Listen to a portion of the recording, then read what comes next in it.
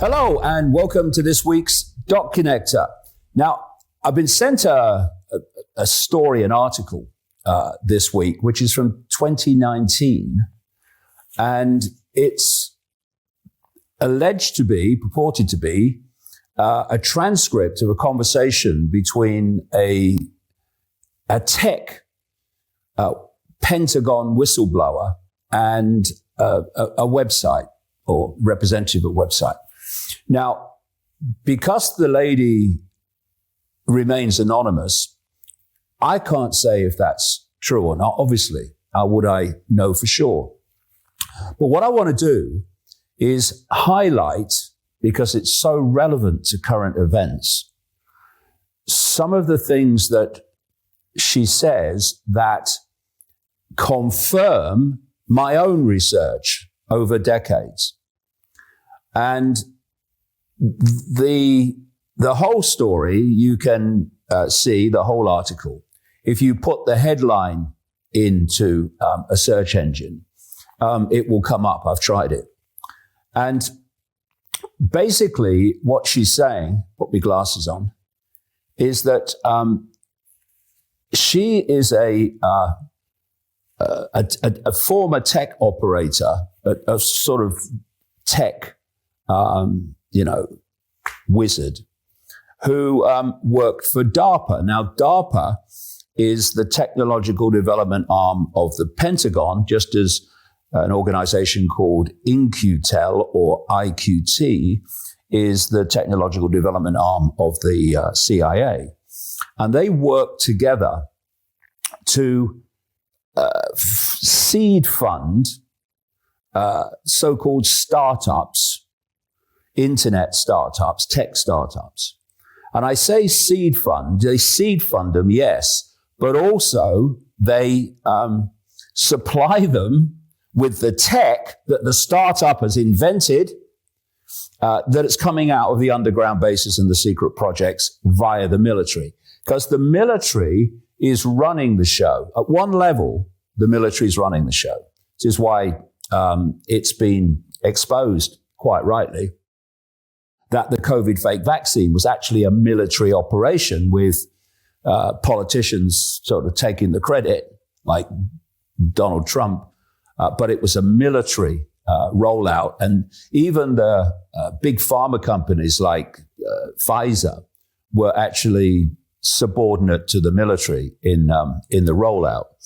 So there's a lot in this article that supports my own research, like I say, over many years. So it's the transcript, going to the article itself, of an interview with a Google, Facebook, DARPA insider that was conducted with a member of the Anonymous Patriots, a citizen journalist group aligned with the American intelligence media. So like I say, this was from 2019. And indeed, it says here, the conversation took place on July the 1st, 2019. And the whistleblower says that she was at the heart of high-tech innovation at DARPA, Motorola, Boston Dynamics, that's produced a lot of very advanced for the public arena anyway, robots. Facebook Building 8, which was their kind of innovation area. And many other projects for Lockheed, Boeing, BAE, and others. And the focus of the article is a guy called Eric Schmidt, who she claims to have had a relationship with, but, who knows? But certainly enough said in this article to make you think that whoever's talking has a lot of experience on the inside. So who's Eric Schmidt? He was born in 1955.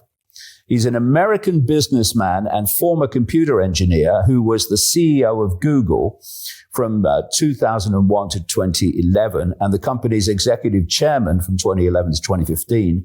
And he was also the executive chairman of parent company Alphabet, Inc. from 2015 to 2017.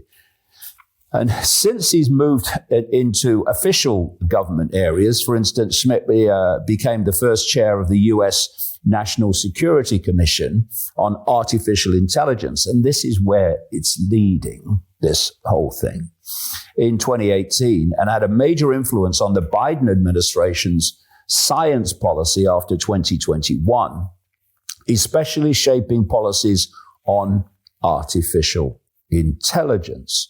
He supports using AI and related technology for military applications by funding startups. So, what this whistleblower lady says is that she has a long background with Eric Schmidt. She talks about his connections to the Chinese Communist Party. You can read what she says in the article itself. And she says, I was working for the Defense Advanced Research Projects Agency, DARPA, the military, at the time, and took an interest in this opportunist. When Eric went on to Sun Microsystems, and again, she talks about the previous time, gleaned the credit for projects he didn't create, I decided to see what made him tick. I did him a favor by inviting him to a Highlands Group forum. So what's the Highlands Group? For those in your audience, she says, that might not know about the Highlands Group, it works out of the Naval Intelligence Net Assessment Office, and basically is the international group of corporations, venture capitalists, military and corporate intelligence, and the CIA's In-Q-Tel agency, which I mentioned earlier. Highlands Group assess new patents, DARPA In-Q-Tel projects, and military desires for new weapons. So where she's talking here about corporations, venture capitalists, military and corporate intelligence, and the CIA and DARPA, they are all one unit. They are presented to us as different aspects of society, the system, but actually they're one unit working to one goal. And that goal, as I'll come to, is in its most extreme sense, a fusion of humans with artificial intelligence. And this will bring us into current events as we go along. So the article goes on, quoting her, the military, as they create mythical cyber geniuses as facades for Silicon Valley corporations, and then allow those idiots, as she calls them, to buy into the next DARPA no-bid government contract that eventually becomes a monopoly subsidized by the government. And she gives the very, very pertinent example. At DARPA, we use taxpayer money up front to pay for people like Larry Brin and Sergey Page, the people who are said to be the creators of Google, to win the DARPA contest. Then we make sure that the insider traders from the Highlands Group know about the next startup that will make the initial public offering, IPO, with assets of millions, but will immediately bump up to a company worth billions. What I'm about to tell you has seldom ever been said out loud, she says. Brin and Page were stooges. I've been making the point for so long that these big Silicon Valley heroes and big names, they're front people. They're front people for the military. And the military is an expression at the level we're talking about of this global cult that I've been exposing for decade after decade. So, talking of Brin and Page, they were chosen because they would lie, not because they invented something. They were given a top secret DARPA program called Memex, which we had used as the best search engine we could develop, we being DARPA. It was all military and the dark web at first. We used it to sucker in the enemy unbeknownst to them, and then subliminally brainwash them, attempting to create behavioral outcomes through digital dopamine reward systems and adrenaline excretions. It worked like a charm. So the CIA's In-Q-Tel agency suggested we give the system out to everyone in the world and see if we can't control the world globally through digital addiction and manipulation. Again, it worked like a charm. So we created the fake National Science Project that Brin and Page participated in. They simply did the best job of the dozen people involved, but they didn't invent anything. They simply used Memex and made it commercial. Facebook and Zuckerberg did the same thing with LifeLog, which was another DARPA In-Q-Tel project that needed a boy genius as a front man. Mark was simply used. And this is what I'm talking about, and I've been talking about for so long. Elon Musk, he's a genius, he is. No, he's not. He's a front man. Wake up, people. And the whistleblower says, I find it amazing how easily people are lied to effectually. Eric is one big fat lie. Mark, Elon, and the whole gang got their inventions from DARPA and In-Q-Tel's theft of patents. I know, she says, I was there in the meetings. And she describes these people like Musk and Schmidt and all these people, Zuckerberg. She describes them as, quote, idiots who are psychopaths with delusions of grandeur. They are little boys in a sandbox. Now, because of the anonymous nature of the speaker here, you know, I can't say that what she's saying is true in the sense that she has insider knowledge of all this, although the detail she gives is certainly credible.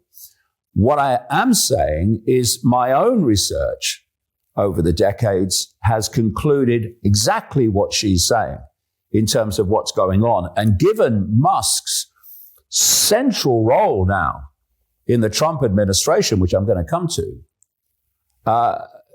it's important that people realize that they're being shafted, perceptually shafted and literally shafted as the Trump administration unfolds.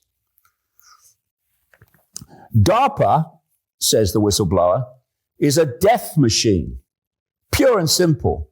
I work for the death lords to keep America safe and free, but those old naive beliefs of mine have long gone to the wayside.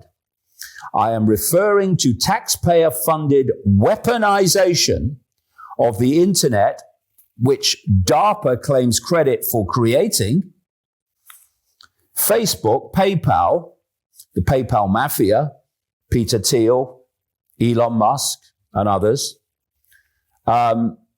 Google, Twitter, Gmail, YouTube, Amazon, Netflix, Microsoft, Apple, etc., etc. It disgusts me to know what I know about those fake corporations and their takeover of the world. I helped create those programs. I had no idea they would all go out of control. I'm trying to rectify those mistakes right now. And this was the lady speaking in 2019. So make of it of all that what you will. And like I say, I can't say that it's true or that what she's saying about her involvement is true, because I've not met the woman. But it certainly fits my own research over so long. So Elon Musk, and I have been pointing this out, Elon Musk is no genius. He's a front man. I mean, look now at what's happening. Now, since he bought Twitter X, or was allowed to buy Twitter X, and with all the other shareholders, like those out of Qatar and Saudi Arabia, who really have a passion for freedom of speech, since he bought that, even before, but after he bought it, he was scattergunning posts like all the time. Since he picked up Trump and became Trump's biggest promoter, if you look at Twitter X now and the Musk posts, it's absolutely amazing. It's like machine gun fire. They're coming all the time, pushing a certain agenda. And at the same time, Musk has claimed that 80% of his time is spent designing and engineering. And that he runs all these companies. And despite everything else that he does, like posting on Twitter X all the time, he runs all these companies. It's a joke. It's in your face. If only we would see it. So SpaceX, what is SpaceX? Putting up these low orbit satellites, creating this electromagnetic cloud, which is all part of the hive mind and the connection of AI to the human brain. SpaceX is an arm's length front for the Pentagon and NASA. That's why SpaceX gets all these massive contracts from the Pentagon and NASA. And now, bringing right forward into current events, Musk and this guy Vivek Ramaswamy, who is a business associate of this guy Peter Thiel, who is massively part of this AI grouping to push forward towards this human AI fusion. Those two have been given the job by Trump of deregulation of government and getting rid of loads of people. I mean, enormous amounts of people they're talking about that work in government, and making it more efficient. And you know what they're going to do? They're going to say that the way to make government more efficient and to get rid of all these people is for AI to basically take over running government. And that's exactly the Global Cult World Economic Forum agenda for AI control. And so this is Musk talking about what he predicts for AI by the year 2040. And what he's describing here is his master's agenda. Every country will have AIs or multiple AIs. So, and there will be a lot of robots. There'll be a lot of robots. But we had way more robots than people. Yeah, let's have that conversation a second, because people are concerned about, as you said, dwindling populations. AI and robots have the potential to help support the GDP. Yes. Congratulations on Optimus 2 and soon Optimus 3. Your prediction on the number of robots by 2040, humanoid robots to be specific, what order of magnitude? By 2040? Yeah, so.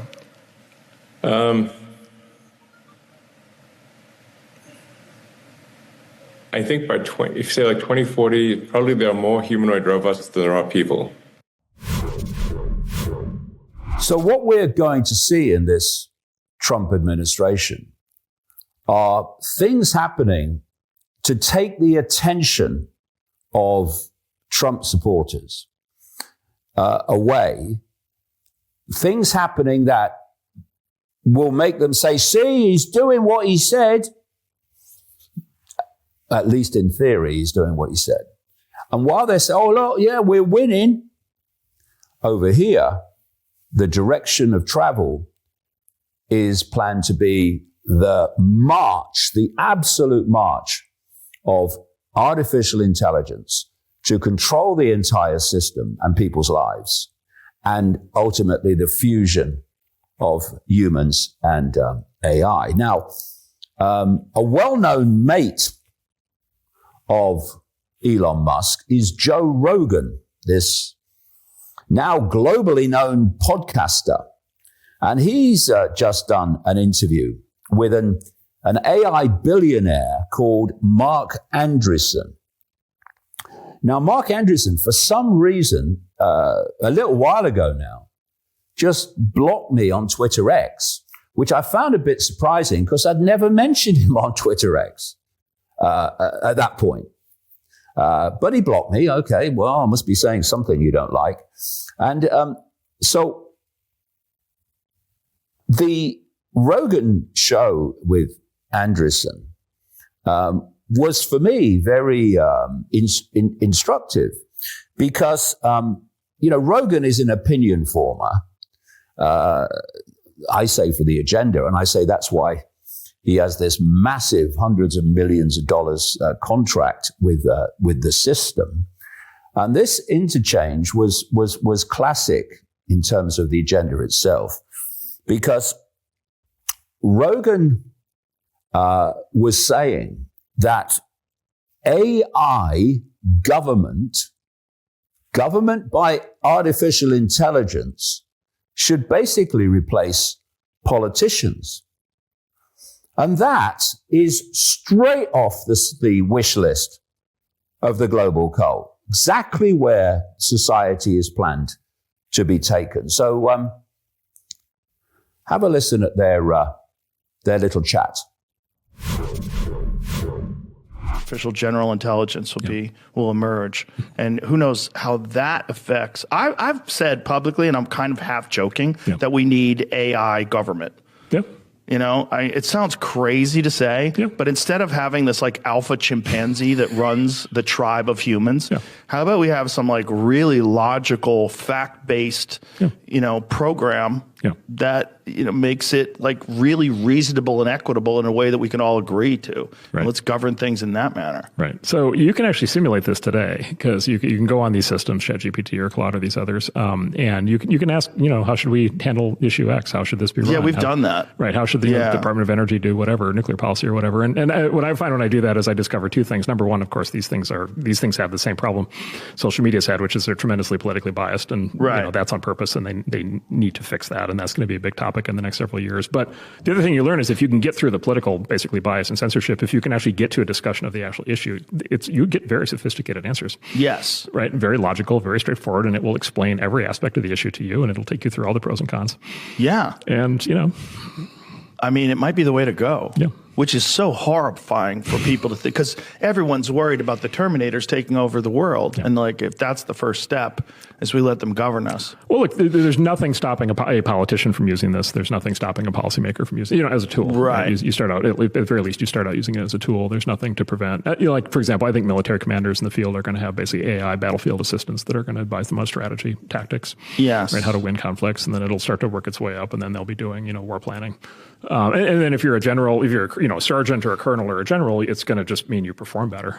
Yes. And so maybe there's like the sort of man-machine kind of symbiotic relationship, and you could imagine that happening more in the policy process and in the political process. And the mate of Rogan and Andreessen, Elon Musk, is now given the deregulation brief by Trump that will, I'm sure, lead to deregulation of any blocks on the rollout of artificial intelligence. And on the whole theme of AI taking over from politicians, well, that's why, again, I've been putting this out for so long, that's why so many morons are being put into political power around the world. And the idea is that they're so moronic they're so arrogantly moronic that they don't listen to what people actually want. What the cult wants is all that matters to them. That the public become completely disenchanted with politics and politicians. And as a result, they become open to saying this. Well, you know, the AI and appointed technocrats, I mean, they couldn't do any worse than politicians, could they? See what the politicians have done? That's the idea. It's all a perceptual manipulation game. The whole thing, the whole conspiracy is a perceptual manipulation game. And interestingly, this morning as I record this, I was reading stuff about Mark Zuckerberg being, of course, the official head of Facebook, who was invited to dinner by Donald Trump at his Mar-a-Lago estate center, whatever it is, in Florida.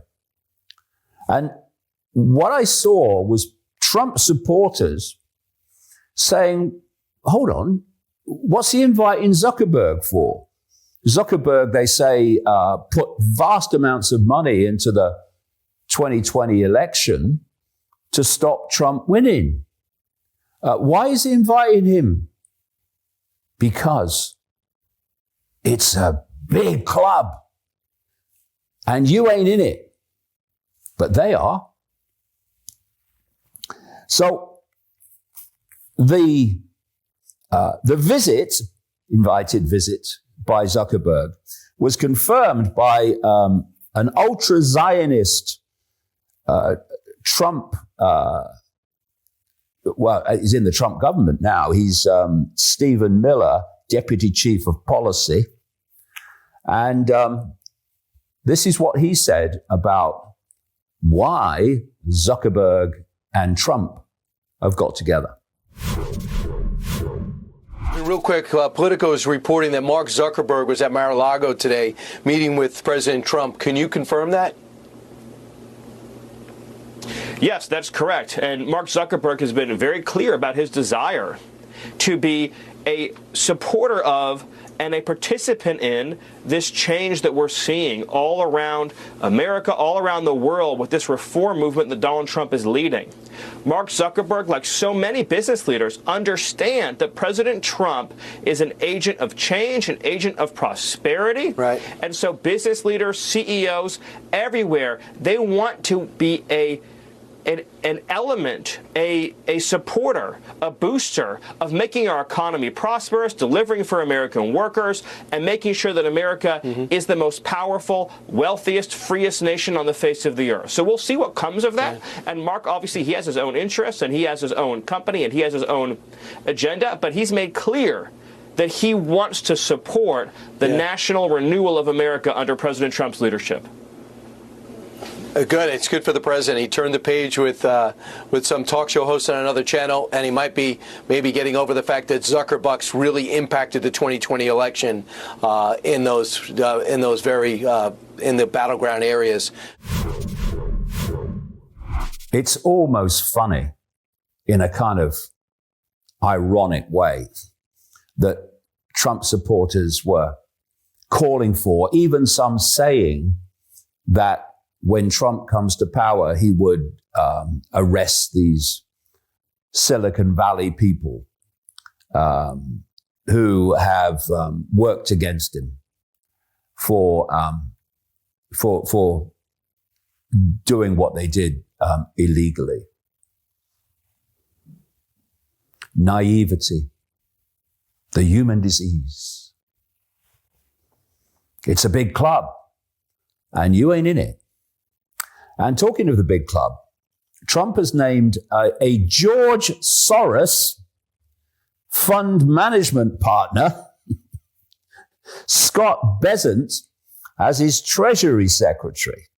This is a man who helped Soros some years ago make a fortune through the crash of the British pound and through betting that it would happen.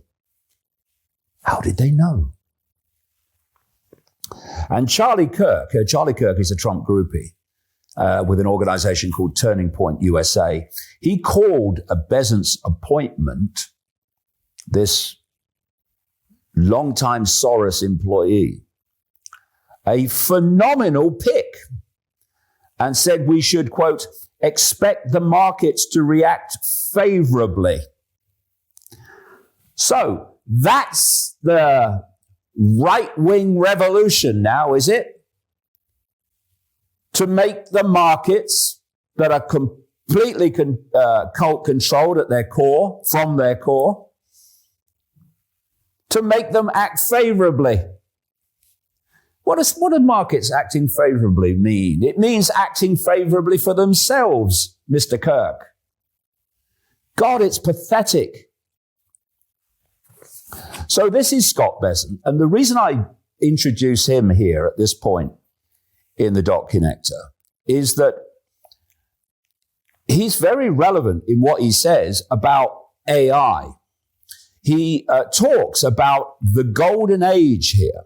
Now, the same as Trump, he's talking about. We'll have the golden age of America. And golden age, for people who've researched this, has very, shall we say, esoteric cult connotations in terms of its insider meaning. And so what Bessent says here is that a massive amount of deregulation of the system, which who's been put in to deregulate it? Oh, Elon Musk. That's right. And if they get this deregulation right, he says, the technological innovation that we're about to see accelerate through AI could lead us into the golden age. I think we've had a rally for most of the year because the markets were sensing that Donald Trump was going to win. And then last week, when he won, we had market was up 4.7%, the S&P for the week. The small cap index, the Russell had the ETF had the biggest inflows in 17 years. The bank stocks are doing well. And, you know, I've called it, we have the potential for the golden age here, because if we unleash U.S. energy independence, energy dominance, I think we have the potential here to do a massive amount of deregulation, which really didn't get enough airplay. This administrative state has been holding down U.S. business. And then I think, Charlie, what's fascinating and very hopeful for me is in Trump 1.0, everyone did well. Working people did well, the stock market did well, big companies did well, small companies did well. Under Harris-Biden, it was a bifurcated economy, and only the rich and big did well. So, we had this Mag 7, the 7 big tech stocks in the stock market, and then the top 10 or 20% of Americans have never done so well. And the bottom 50%, they got killed economically, and they came out and revolted. On Sunday, I had conversations with two of the greatest venture capitalist household names in America, and they are so constructive that the U.S. could enter this new golden age, powered by, they basically said, like, Scott, if Team Trump can get the economic framework and the regulatory framework right, that the technological innovation that we are about to see accelerate through AI and other industries could lead to a new golden age in the U.S. And they said, look, you and Larry Kudlow are the highest that we could have 3% growth. We think it could be 5% growth. AI is coming at us from all angles for a very good reason. It's what the cult wants to impose upon us. And there was a tweet. Do they still call them tweets? There was a tweet this week by Elon Musk in which he said that it was, just quote him, some idiots are still building manned fighter jets like the F-35 when he says they should be building AI-controlled drones to do the same job. Now, replacing the manned military technology with AI-controlled military, where it can be controlled from an underground base or whatever, you don't know where it's being controlled from, is again the agenda. Just a coincidence. Nothing to worry about. That Musk is talking straight off the script again. Now, addiction to smartphones is crucial to this whole AI control agenda. I say, and I've said for a long time now, there's something coming off those smartphones, like a frequency that's affecting the brain like a drug. Because, the brain is an electromagnetic organism on one level. It processes information electrically. And if you can interfere with that, well, and manipulate that, you can create, just in one expression of it, there are many, an addiction. So you see people, they're scrolling down their phones for ages and ages and ages. And then eventually they put them down. But when they put them down, the brain is going, where's my electronic fix? Where's my frequency fix? What's gone on? What's happening? Where is it? They go into, shall we say, frequency vibrational cold turkey. And what do? You see it all the time. They pick the thing up and start scrolling again. It's an addiction. And they are so important to this AI control agenda that Elon Musk is telling you, you shouldn't worry about them. Oh my God. Anyway, he says that this smartphone concern about what they're doing and all this stuff and what they're doing to the brain is not happening, which, if you look at the background, is intelligence insulting nonsense, because the body and the brain on one level is an electromagnetic field.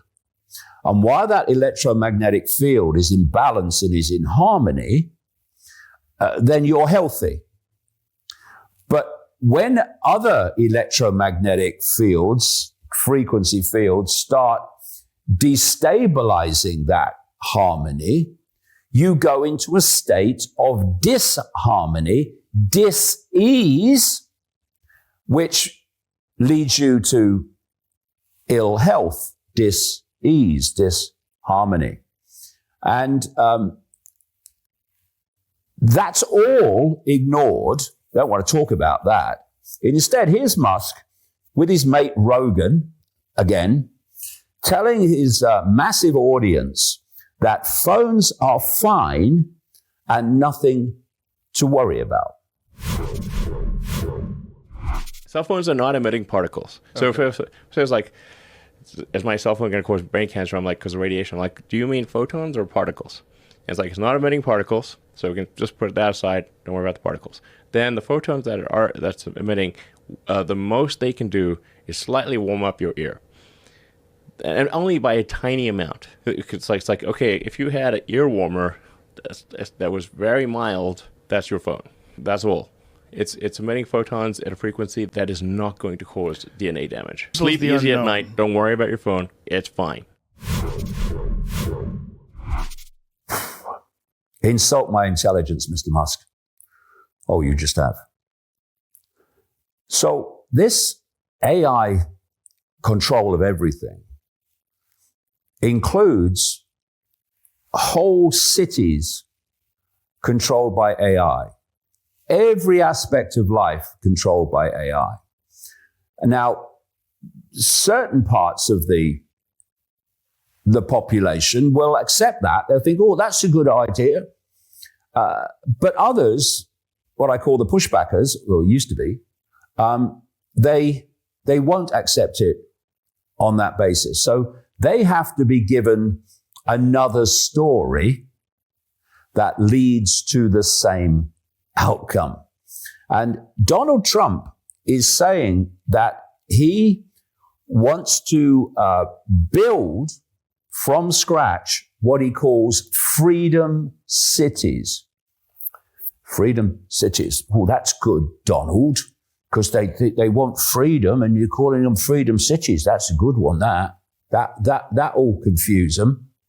But what are freedom cities, Mr. Trump? They are AI-controlled cities built from scratch, so AI can control everything from the start. Here is the great one describing his freedom cities. Past generations of Americans pursued big dreams and daring projects that once seemed absolutely impossible. They pushed across an unsettled continent and built new cities in the wild frontier. They transformed American life with the interstate highway system. Magnificent it was. And they launched a vast network of satellites into orbit all around the Earth. But today, our country has lost its boldness. Under my leadership, we will get it back in a very big way. If you look at just 3 years ago, what we were doing was unthinkable. How good it was, how great it was for our country. Our objective will be a quantum leap in the American standard of living. That's what will happen. Here are just a few of the ways we can do it. Almost 1/3 of the landmass of the United States is owned by the federal government, with just a very, very small portion of that land, just a fraction, 1/2 of 1%. Would you believe that? We should hold a contest to charter up to 10 new cities and award them to the best proposals for development. In other words, we'll actually build new cities in our country again. These freedom cities will reopen the frontier, reignite American imagination, and give hundreds of thousands of young people and other people, all hardworking families, a new shot at home ownership and, in fact, the American dream. Another big opportunity is in transportation. Dozens of major companies in the United States and China are racing to develop vertical takeoff and landing vehicles for families and individuals. Just as the United States led the automotive revolution in the last century, I want to ensure that America, not China, leads this revolution in air mobility. And what he mentioned at the end there about competition with China, that's going to be one of the big excuses for pushing on at speed this AI control agenda. Oh, well, the Chinese, they're ahead of us. We've got to catch up. So we've got to do this. All right, yeah, yawn, yawn, yawn. And just finally on this kind of subject, but this is not AI, but it's certainly an indicator of where the Trump administration is planned to go. He's named General Keith Kellogg as his assistant to the president and special envoy to Ukraine and Russia. Kellogg has constantly pushed for Russia to be expelled from Ukraine and even talked about a no-fly zone, which would mean what? Open, never mind proxy, open war between the West and Russia and the East.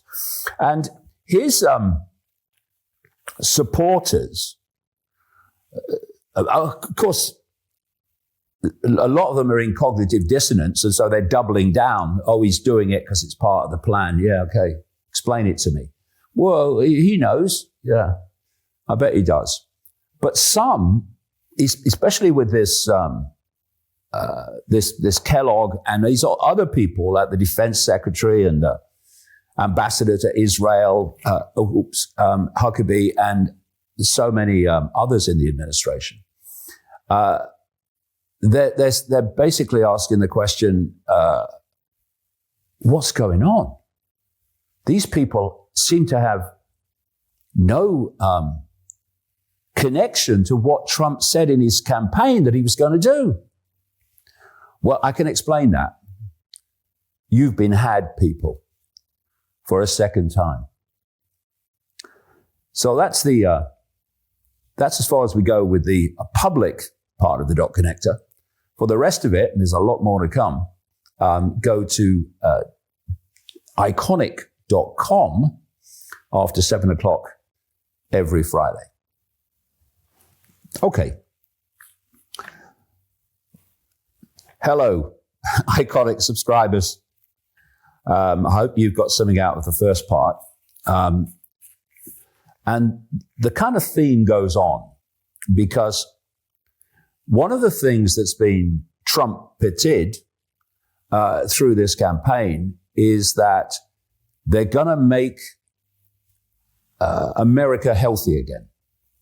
And a lot of focus has been on this guy, Robert Kennedy Jr., who, to be fair, has done some great work exposing Fauci and the fake vaccine and its consequences during the whole COVID era. But here's a question. Donald Trump claims to be the father of the fake vaccine. He's not really, he's the military. But he claims that he is. And right up to current times, he said it saved the lives of millions of people. Load of rubbish, man. And anyone that's kind of studied this at any level can see that it's a load of rubbish. So my question is this. Is Trump going to allow his health team, including RFK, to expose the COVID fake vaccine and Trump's central role in making it possible through the political level? Even though it's coming from the military, there has to be a political level that makes you think that politicians are making the decisions.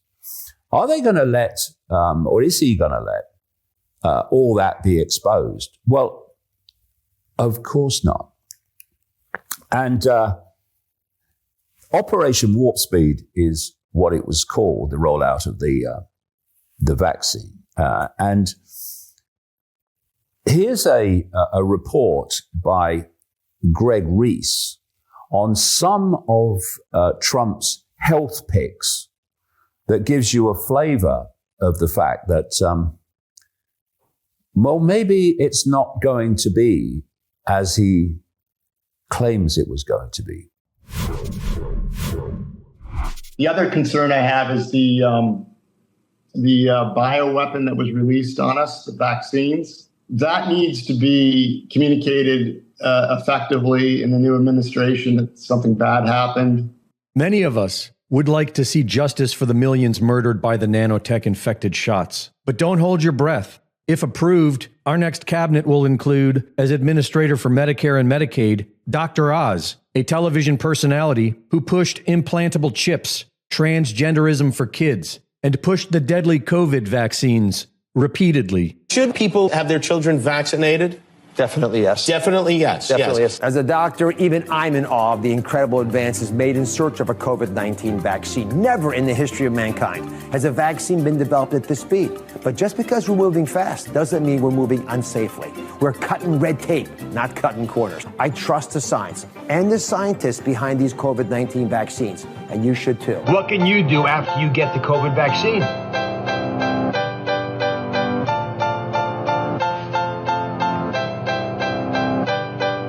If approved, Marco Rubio will be our new Secretary of State. He pushed the vaccine and boasted that Operation Warp Speed was a huge success. I can say a lot of things about the way America responded to the pandemic in the early days, but the one thing that's without dispute is that no one has done vaccines better than the United States. I mean, look around the world and look here.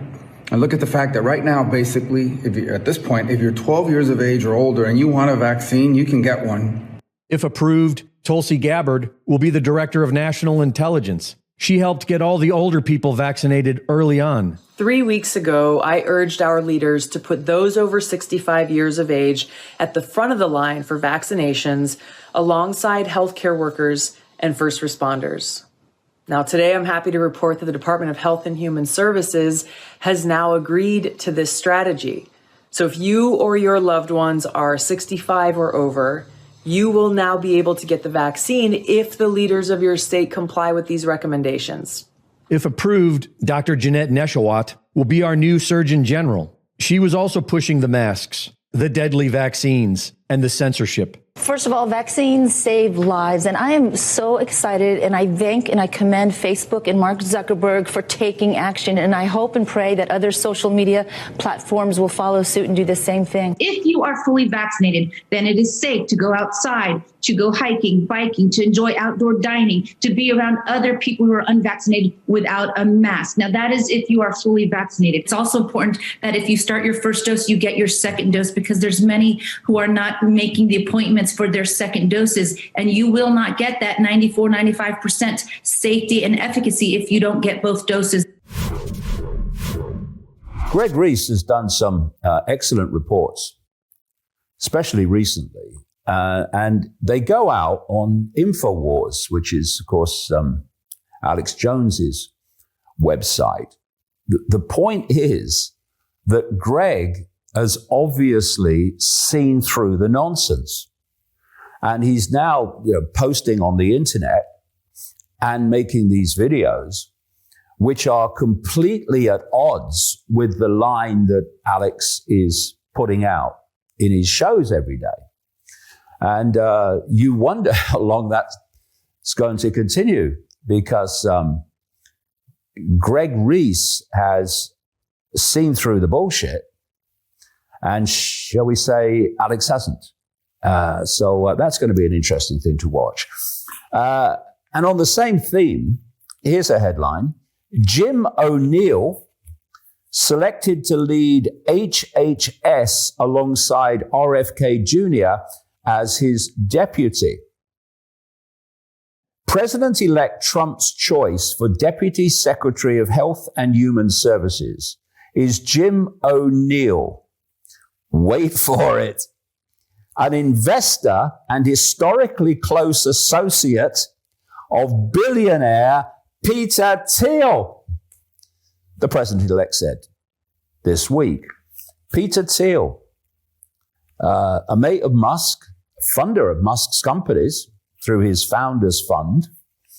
And Peter Thiel is on the steering committee of the Bilderberg Group, a, quote, globalist operation. So is his co-founder of a company called Palantir, a guy called Alex Karp, on the steering committee of the Bilderberg Group, another associate of Thiel. And Palantir supplies technology of surveillance and data processing for the CIA and the intelligence networks, not only in America, and the Pentagon. And Palantir, going back to the story I started with this week, was seed funded by In-Q-Tel, the CIA. Just a coincidence again, nothing to worry about. So I'm very pleased to nominate Jim O'Neill to serve as the Deputy Secretary of Health and Human Services, to work alongside Robert F. Kennedy Jr. Trump said in a statement, he will oversee all operations and improve management, transparency, and accountability to make America healthy again.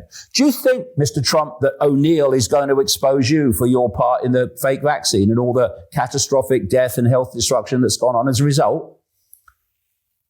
Peter Thiel's mate's going to do that? Trump also said in a statement that O'Neill, alongside Kennedy, will fight in unison to ensure every American, and especially our precious resource, our children, will live long and healthy lives and make America great and healthy again. Does that include all the children that your fake vaccine has health damaged and killed, Mr. Trump? Take your time.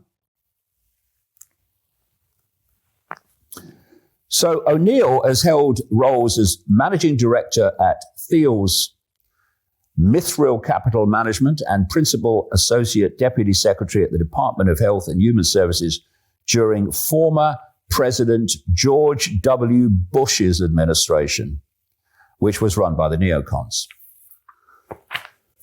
Now, on the subject of health and coming into the UK, Matt Hancock, he was the health secretary for much of the COVID period. Matt Hancock makes bombshell claim that COVID pandemic did not overwhelm the National Health Service.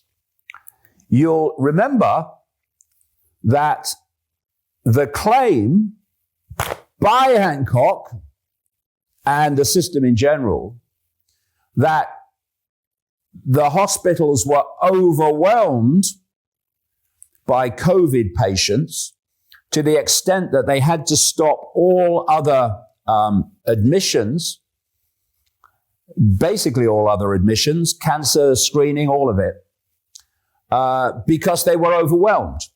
This was at the same time that nurses and doctors were doing dance routines on video and putting them out on the internet because they had sod all to do.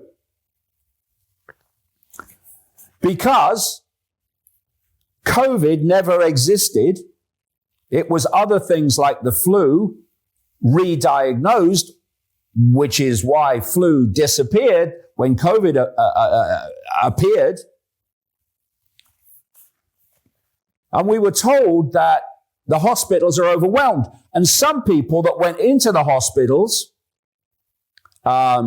secretly and filmed the fact they were empty and the wards were closed, they were arrested. Some jailed for telling the bloody truth. And now, this liar, Hancock, has told this farce of a COVID inquiry that no, the NHS was not overwhelmed during the pandemic. Why? Because it suits him to say that now, and it suited him to say something else before. Now, he said, what I was trying to avoid, and what we successfully avoided, was an overall rationing to say people according to these characteristics aren't going to be cared for. Well, they weren't, mate. You shut everything. That's what would have happened, he said, if we let the virus get more out of control. There was no bloody virus. And you must know that. Unless you're a complete idiot, which is possible.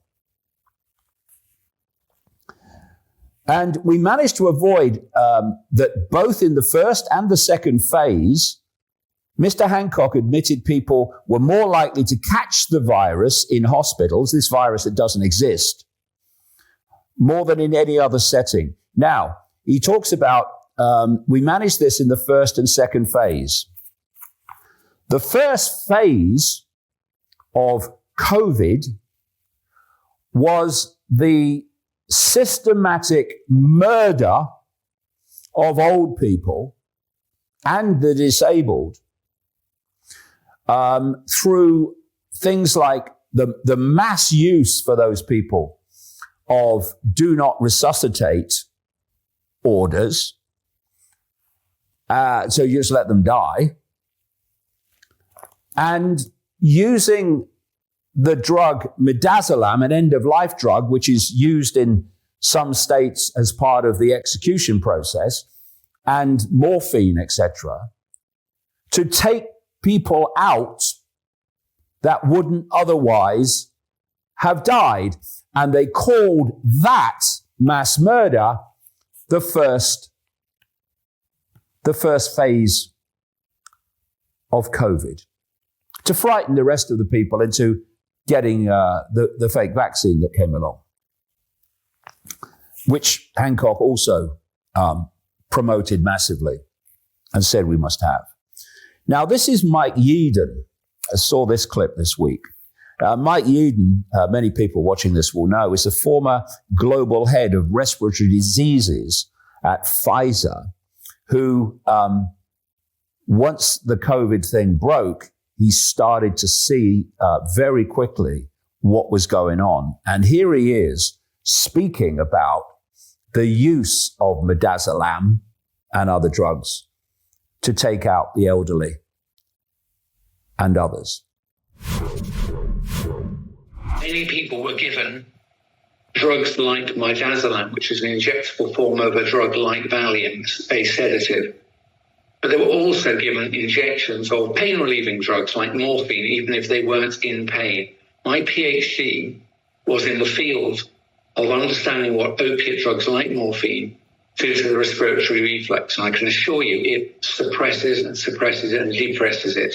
So if you give an elderly person on their own an injection of midazolam, they will become sedated and sleepy. And if you give them an injection of morphine, their breathing will slow. I can tell you it's absolutely forbidden to give a person those two drugs together, those two drug classes together, unless they are under intense, ongoing medical monitoring. And the reason is they're very likely to fall asleep and stop breathing. That, of course, is what happened.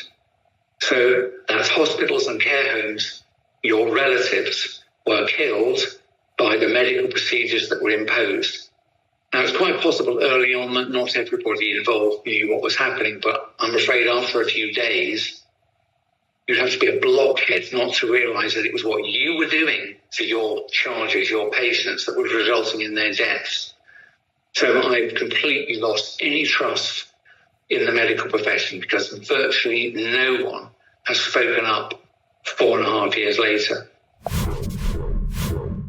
And you know what else that Hancock said to this fake COVID inquiry? He said that old people and the disabled were more likely to die from the virus. Oh, good cover story, Matt. Except there was no virus, and they weren't more likely to die, therefore, from the virus. They were more likely to die from do not resuscitate orders, midazolam, etc. Now, one of the people that has had the guts to speak out from early on when this fake vaccine was rolled out is a guy called John O'Looney. John is he's a funeral director, and he started to find more and more evidence, not least some of the horrors coming out of the bodies of fake vaccinated people. He saw the evidence that showed him the real consequences of the fake vaccine. And the numbers that have died and had their health destroyed for life are absolutely fantastic. Not that you would know that if you watch the mainstream media and the politicians. So people like Andrew Bridgen, former Conservative MP, was thrown out the Conservative Party the moment he started exposing the jab and its effects, and then was not returned at the next election when he stood as an independent. I met Andrew recently, actually, at one of my talks in Exeter on my UK tour.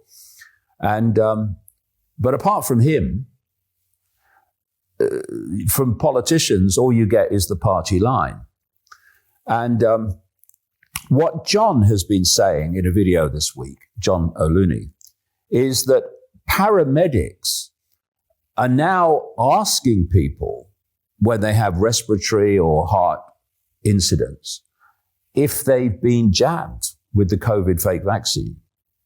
And this is what he said. And he makes the very valid point that it's time for the paramedics and the doctors and the nurses to start telling the truth to the public and not hiding it to protect their careers.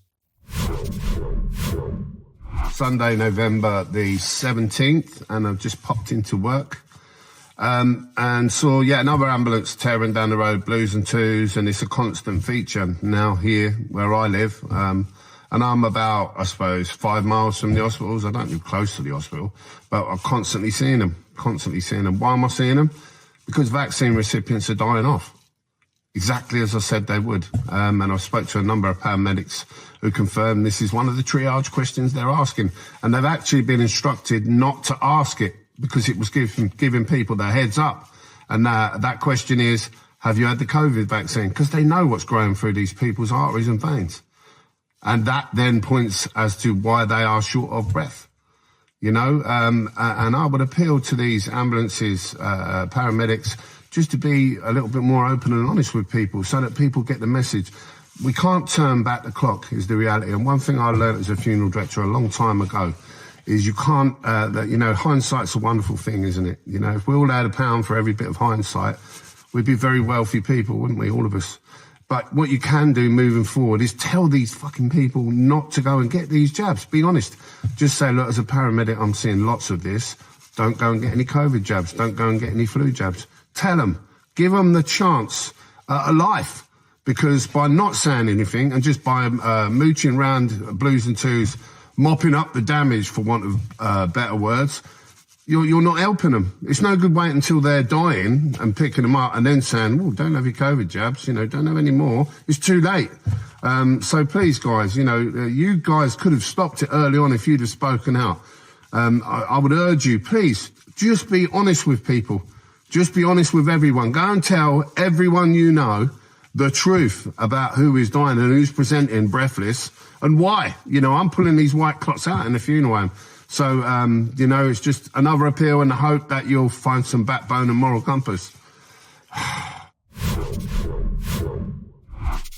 It really is the time to stand up and be counted. How long I've been saying that if you fear speaking out now because of the effect on your career or whatever, I do understand that.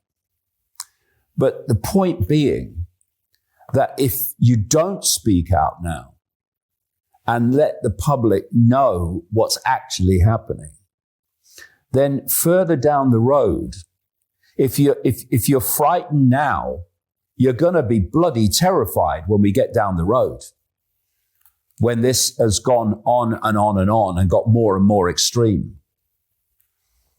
It's time to summon the courage. It really is.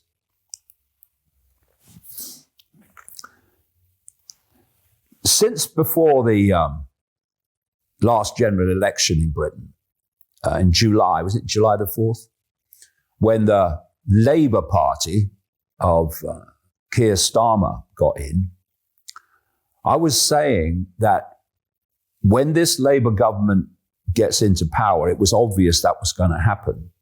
It was obvious it was meant to happen because this Labour Party and Keir Starmer are 100% global cult controlled, World Economic Forum controlled. I said that this Labour government would be at least one of, the most despised and opposed governments in British political history. And it didn't take long, a matter of almost days for that to become obvious. And of course, this Labour government got in with a massive majority on 34% of those who voted for them, and 20% only of people who could vote voted for them. And instead, this first past the post, ludicrous, by any standards undemocratic system of first past the post has given him a massive majority on a fraction of those who voted for him. And he calls it a mandate. Anyway, this point about this Labour government and Starmer being controlled by the cult was given more confirmation with his meeting with Larry Fink. Larry Fink, the head of BlackRock. Here's the story. The BlackRock letters inside Labour's, quote, close partnership. Well, this is how the partnership works. Larry Fink, this is what you're going to do, Starmer. Starmer, yes, sir. Thank you, sir. Please, sir. That's the relationship. Some senior executives from BlackRock, one of the world's most controversial companies, you're not kidding, last week sat down opposite Keir Starmer and Chancellor Rachel Reeves in Downing Street. Rachel Reeves, who's just forced upon the population a budget, financial changes that add massively to the tax burden on so many people. Because they're doing the cult's bidding. That's why. Crush the people. The government's laser focus on private investment as the key means of driving economic growth, yeah, right, has inevitably led to a reliance on the world's big money machines. They're owned by the world's big money machines, such as BlackRock.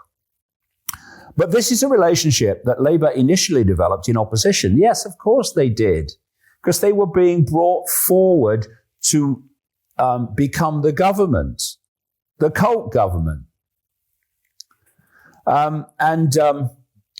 which has only become this relationship cozier since the party entered government. We got you in, now this is what you're going to do. The meeting between Starmer, Reeves, Investment Minister Poppy Gustafsson, and several members of BlackRock's board was not the first time that senior figures from the world's largest asset manager have met with ministers in recent months. World's largest asset manager, 10 trillion it has in investments. It owns, controls companies right across the spectrum. The meeting, it said, happened between these people. And BlackRock CEO Larry Fink also made a star turn at Labour's investment summit in October and posed for pictures with the Prime Minister when he visited New York in September. Senior BlackRock figures also attended a summer reception for business leaders at number 10 Downing Street, as Open Democracy revealed previously. Let's just translate this from the Orwellian. BlackRock controls the Starmer government, and BlackRock is what it is because it is advancing the cult agenda. With around 10 trillion under its management, BlackRock is among the most powerful financial institutions on the planet. To many, it is also among the most evil. A BlackRock letter was sent to Business and Trade Secretary John Reynolds, which gives you a feel for what the relationship is. And the letter from BlackRock said, as you know, we also share the government's view that infrastructure investment can play a critical role in improving economic growth and productivity. We believe infrastructure is poised to become one of the fastest growing segments in private markets globally. And as our chairman and CEO, Larry Fink, has recently written, private capital market financing combined with policy pragmatism, doing what they say, are necessary to meet countries' infrastructure needs and thereby enhance economic growth and productivity. Translated again from the Orwellian, BlackRock is going to buy up the assets and control the infrastructure assets of Britain. So the article says, cutting through the corporate glaze, we can roughly understand the point being made here. In effect, BlackRock is highlighting that Labour's entire political project rests on the willingness of companies like BlackRock to plow private capital into the foundational components of our society and extracting massive profits in the process. And this guy, Reynolds, this government minister, replies to BlackRock when it eventually, the letter came in August, and gushed with praise for the firm and the wider financial services sector. Quote, partnership with the financial services sector will be critical to developing and delivering our industrial strategy and supporting small businesses, brackets, which BlackRock wants to get rid of. The sector underpins UK investment and trade, and its continued success is critical to lay the strong foundations for economic growth that this country needs. And he was still on his knees when he wrote this. I would like to thank you for your long-standing investment in the UK, buying up the UK, and partnership in driving growth, jobs, and innovation. BlackRock has an impressive reach, driving investment into the UK across sectors of our economy, and your work is vital to economic growth. Funding our priority projects and investment in infrastructure is an important part of this. We invite you to buy up Britain, which is the agenda writ large. Together, we will change the face of our United Kingdom for the better. Yes, exactly as the cult wants the United Kingdom changed. And the article says BlackRock and its ilk buying up the UK's infrastructure would be controversial enough. But the way in which Labour is seeking to encourage the process is even worse. Writing in The Guardian ahead of the general election, economist Daniela Gabor said Labour's plan for getting back into government amounted to, quote, get BlackRock to rebuild Britain, in the cult's image. She wrote, Labour's strategy raises a bigger set of questions about the type of state we want. Starmer's vision for government by BlackRock reduces the question of state capacity to how do I get BlackRock to invest in infrastructure assets? This model involves the state, in effect, subsidizing the privatization of everyday life, the takeover of everyday life.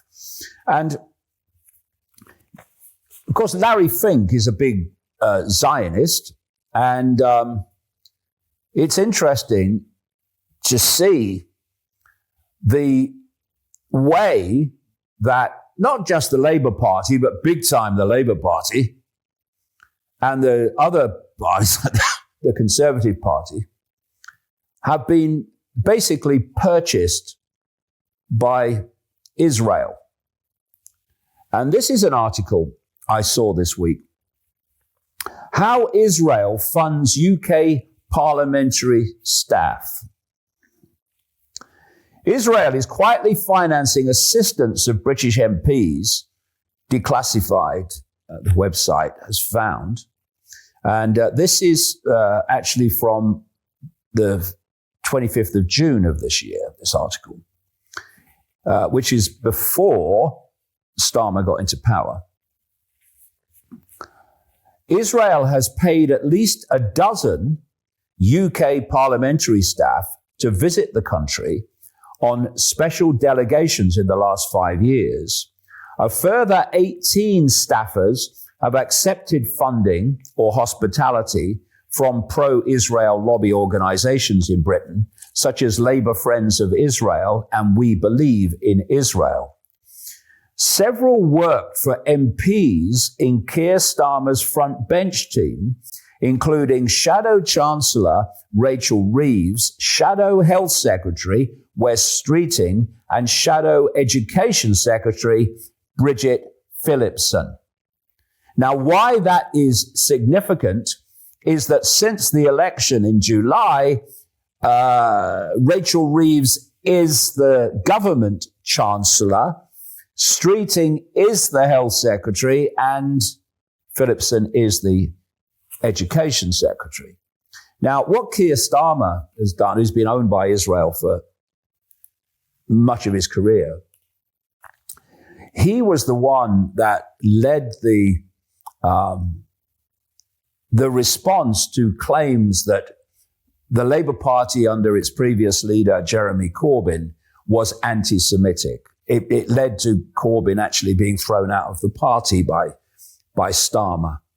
And once Starmer took over, Israel took over. Not even basically, they did.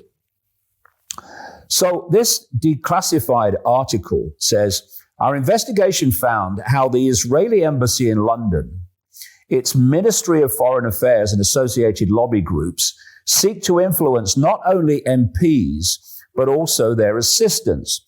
Declassified previously revealed that 1 in 4 British MPs in the last parliament accepted funding from pro-Israel lobby groups or individuals. The Israeli embassy in London funded 10 staff members of Tory MPs to visit Israel on a young conservative political leaders delegation in 2022. They worked for such MPs as Stephen Crabb, Nicola Richards, and Bob Blackman, all of whom are closely associated with conservative Friends of Israel. The trip involved meeting with, quote, government officials and businesses in Israel as part of the delegation. The visit was declared in an obscure parliamentary database called the Register of Interests of Members, Secretaries, and Research Assistants. It contains little information about what the staffers did in Israel or who they met. All data prior to 2018 has been destroyed in line with official regulations. It goes on. A further 13 Labour parliamentary staff went on a trip to Israel last July. They visited Israel's foreign ministry and received a briefing from the Israeli military, quote, on the country's security challenges, end quote. Bet that was unbiased. Delegates included Streeting's staffer, Anna Wilson, and Phillipson's aide, Thomas Crick. The delegation was the first of its kind, quote, and designed to, quote, strengthen relations between the UK Labour Party and Israel, as if they need strengthening. The trip was organized by the European Leadership Network, ELNET, which was created to, quote, counter the widespread criticism of Israel in Europe. Yeah, I mean, the mass slaughter of Palestinians in Gaza, people in the West Bank as well, mustn't be criticized. Another undercover investigation revealed that Joan Ryan, a former Labour MP who chaired Labour Friends of Israel, it had her discussing a £1 million payment from Israel with an Israeli diplomat. And ELNET also funded Dove Foreman, a staffer for Tory MP Robert Jenrick, to go on a solidarity trip to Israel amid the genocidal war on Gaza. Another funder is We Believe in Israel, which was until recently directed by arch-Israel lobbyist Luke Akehurst. Israel lobby organizations have also sought to gain backdoor influence by funding, meeting, and providing hospitality to ministers' special advisors, including SPADs, or they're known as SPADs, these advisors. Special advisors are exempt from the civil, and this is an important point, SPADs, special advisors, are exempt from the Civil Service Code's requirement of political impartiality. Governmental departments are therefore required to publish the gifts and hospitality they receive, but not the SPADs. And when you research this, and many have now, you see how Israel manipulates any party that can form a government in countries across the world, including the United States, of course. And therefore have, for a country of what, 9 million people, a fantastic impact and influence on outcomes all over the world. Talking of which, because Donald Trump has been owned by Israel much of his life. And you look at his picks, I talked about this in the Dot Connector last week, you look at his picks for major positions in his government, like Secretary of State, Defense Secretary, Ambassador to Israel, on and on it goes. They are awash with Israel first and lasters. And here's an example of that, which has been confirmed this week. And that's the appointment of Pam Bondi as Attorney General in charge of legal affairs, which is very relevant because she believes that American students who protest at the actions of Israel should be, quote, taken out of the country or subject to FBI interviews. And that is the line that's taken by Donald Trump. He says that when he gets into power in January, he is going to target, quote, anti-Semitism in the colleges and universities, which they will equate with criticism of Israel. Anyway, this is Pam Bondi, the new, if she gets approved on Capitol Hill, Attorney General in the Trump administration. Pam, Democrats like Alan Dershowitz have sounded the alarm over the growing virulent strain of Jew haters in the Democrat Party. It appears their agents in the unfair press are carrying that water. It is dangerous, is it not? Yeah, it's very dangerous, Chris. It's extremely dangerous. And, you know, you look around, the thing that's really the most troubling to me, these students in universities in our country, whether they're here as Americans or if they're here on student visas, and they're out there saying, I support Hamas. You and I have seen that on all of these television shows. Frankly, they need to be taken out of our country, or the FBI needs to be interviewing them right away when they're saying, I support Hamas, I am Hamas. That's not saying I support all these poor Palestinians who are trapped in Gaza. That's not what they're saying. So I think their student visas need to be revoked. I think we need to reinstate President Trump's travel ban immediately. There's a lot of things that can be done to stop this. But yeah, the anti-Semitism that is rampant throughout this country now. And it's truly, truly heartbreaking to see what's happening to all of our Jewish friends in this country by really just, I think, a lot of ignorant kids and students and people who don't understand that Hamas equals terrorism, even worse, at its worst. Well, when you see the views of people like Pam Bondi and these others in the Trump administration, that he's named, it's not surprising that an increasing numbers of people who were big Trump supporters have looked at this and gone, what on earth is going on? And of course, what's going on is they've been had.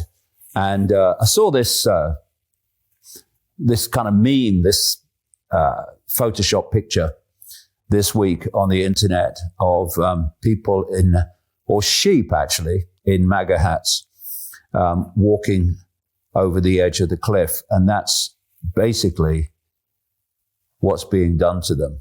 They've been used, and now they'll be abused through this Trump administration.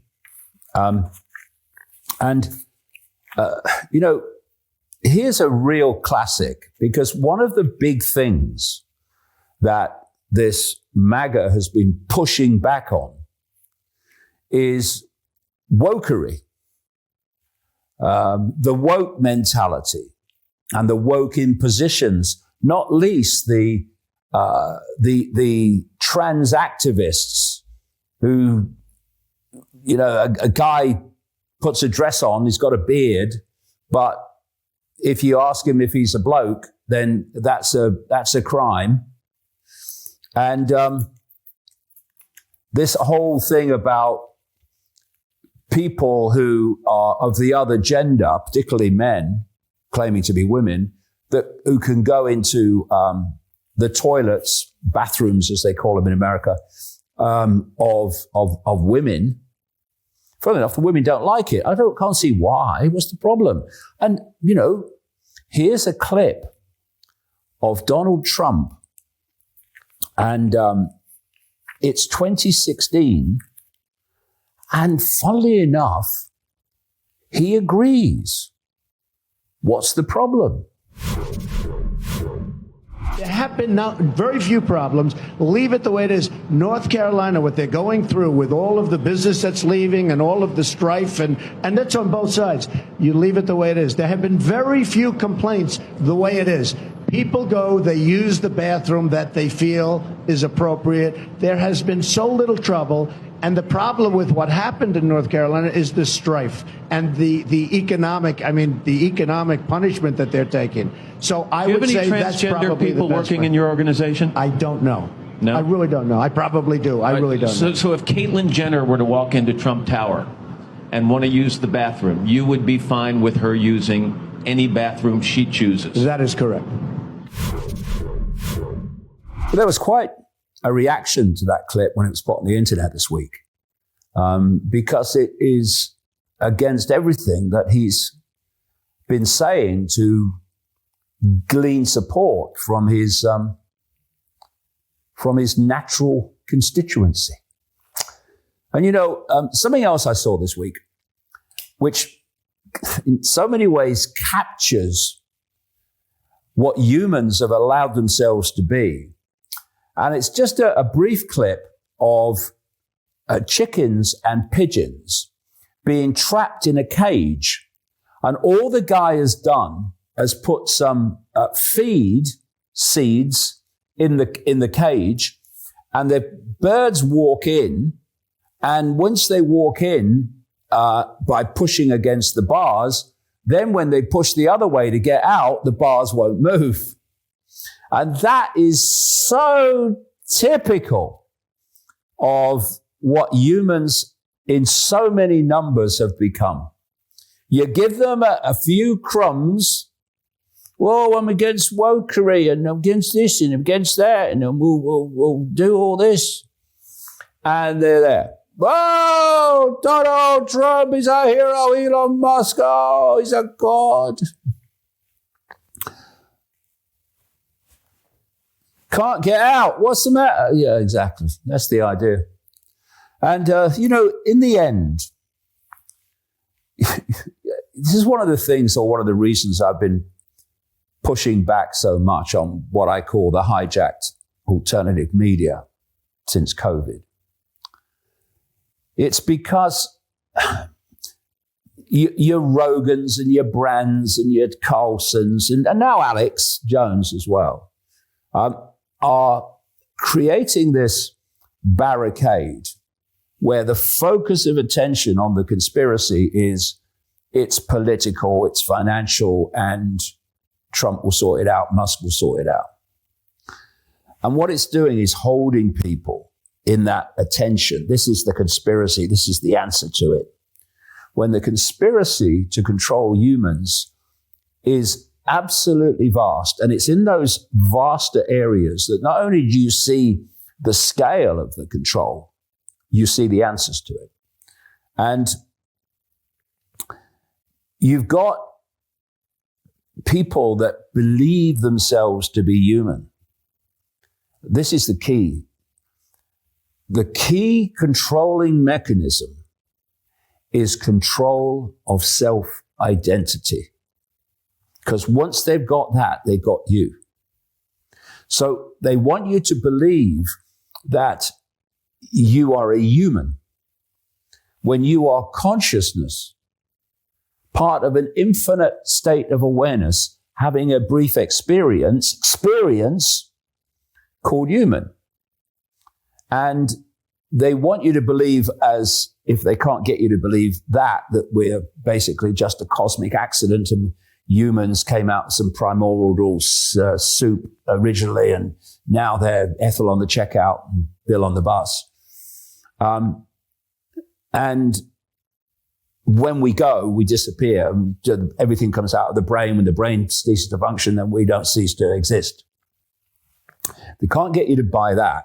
They want you to buy the idea. And my God, 5.4 billion out of the 8 billion we're told exist on Earth identify as either Christian, Muslim, or Hindu. They want you to believe that there is some judgmental God watching everything you do, taking notes. And so you've got to keep him happy, or else. And both perceptions have the same connection. The first one is basically, what's the point of life? We've just come from nowhere and we're going back to nowhere. And the other one is, well, I'm going to be judged by God, so I'm frightened of what's going to happen when I die. And yet, here we are, consciousness, eternal, infinite awareness, entrapped by our perception of reality, this simulated fakery, and by our self-identity. And yet, if you look at the alternative media, it's dominated by Christianity. And others that see it believe in we come from nowhere and then go to nowhere. And the real awakening is not awakening to political manipulation. That's part of it. It's the first stage.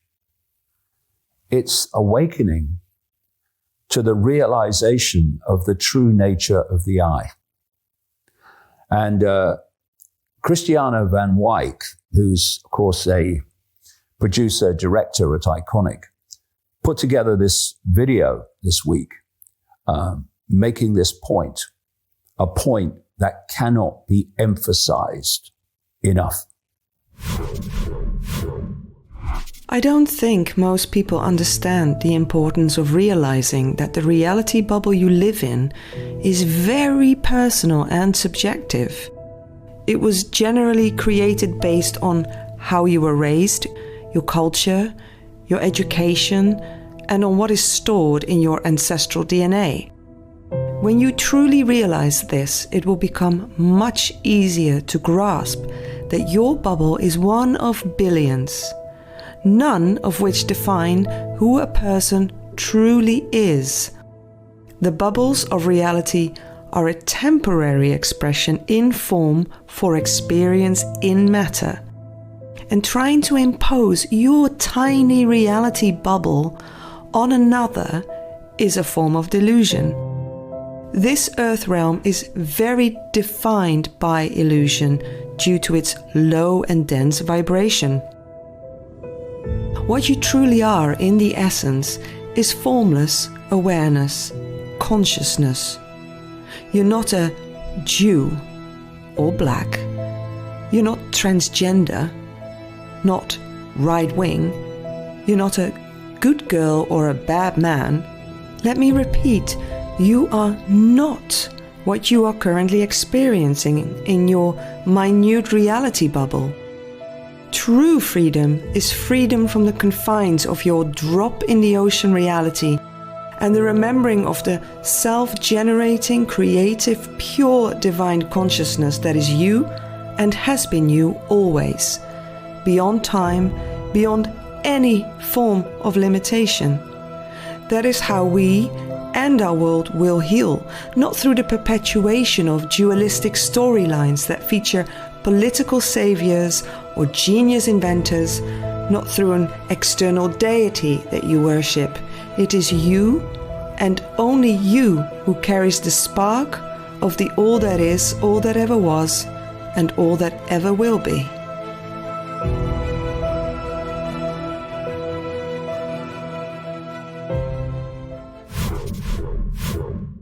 Lovely video, and that's it for this week. Good way to end, because with all the other stuff that's going on, all the drama, to just remember who we really are and what this really is so vital to bringing this nonsense to an end. And so that's it for the Dot Connected this week. Hope you've enjoyed it. Hope you got something out of it. And we'll see you next week. Bye.